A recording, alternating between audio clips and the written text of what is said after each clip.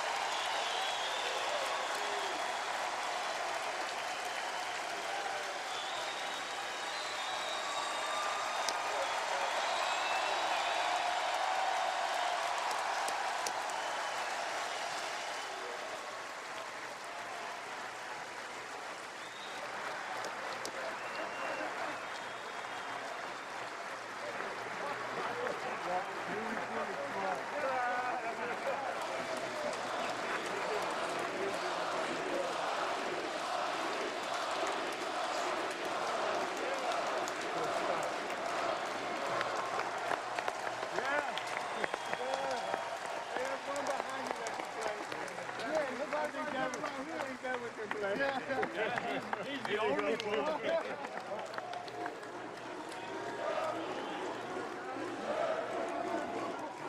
And Dick Vitale earlier today spoke with Quinn Buckner, and we asked him, what is today about? And he said, this is not about basketball. This is about family. The players that played for Bob Knight look at him almost as like kind of the estranged father, that you want to come back so the family can collectively wrap their arms around him. And I think that's what we're seeing right here. Well, you can see the respect by each player for him, the tremendous love and admiration that they have for him, for what he's achieved here as a coach. And it's so beautiful to see the kind of affection that these beautiful fans have shown as he walked on this court. I'm so happy that that moment has happened. Tried to talk yesterday with him about it. It's just a special moment. Really done a great job, Patrick, and all the family members in making this happen. Well, Reese Davis, if a picture speaks 1,000 words, it's about 1,000,000 words right there on the face of Bob Knight as we go back to you. An amazing scene, Bob, for sure, and you guys did a great job covering it, and you can just feel the emotion in Assembly Hall. You know, not long ago when Bob and his wife Karen decided to move back to Bloomington, I asked, you know, why now? And Bob was like, well, the fishing's good. We have some friends there. And my players are there, so you get a chance to see him with his players, which is a sight that's been a long time coming, Jay. It has been a long time coming, and it's such an emotional thing, not only for Indiana fans and for the players, but for Bob Knight and his family. And you know, Reese, from the time that Coach Knight was with us, he's a very emotional person. He doesn't like to show it. In fact, likes to hide it. But the rift between he and Indiana was less about anger and more about hurt. That he was hurt from being let go and he wasn't over it. And it's beautiful to see that he's back and that his players are back with him. Seeing a coach with his team is something pretty special. And to see his pure emotion about being there in that moment with those guys. It's closure for Coach, it's closure for the players, it's closure for Patrick, it's closure for their program, but this is beautiful. Yeah, Seth, and I live in South Bend, Indiana, Notre Dame community, but a lot of Indiana Hoosiers there, and you can feel that tension with them, and it's been long overdue for that to be done with. It's done with today to honor one of the great coaches in our sport.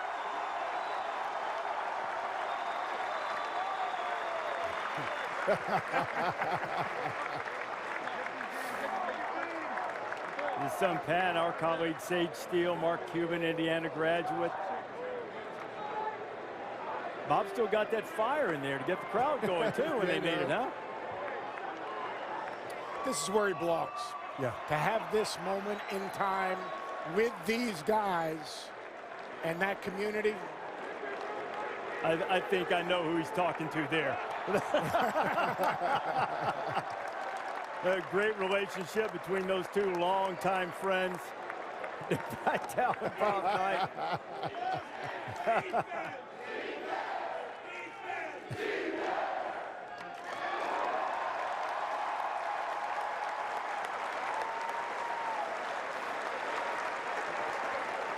That's awesome. Well, you know, defense cheer now. If we can just get the 5-out motion offense going, things will be back as they should be. Don't throw the ball to the baseline. He'll get really ticked off. And don't run your offense close to the baseline either. That affects him as well. Unless it's for a shot. Right.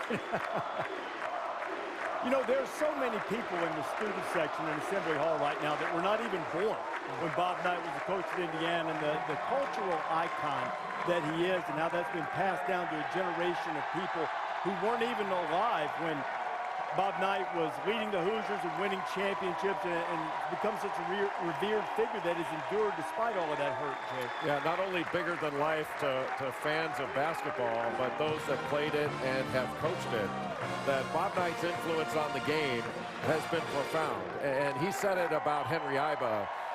Among the shadows that have been cast on the game, his was the longest. And I think that actually applies to Bob Knight, that there's not been a longer shadow cast over this game than Bob Knight's shadow. Think about the lives he touched, Reese. Think about, you see Quinn Buckner there. It seems to me like those players are sharing this moment with him.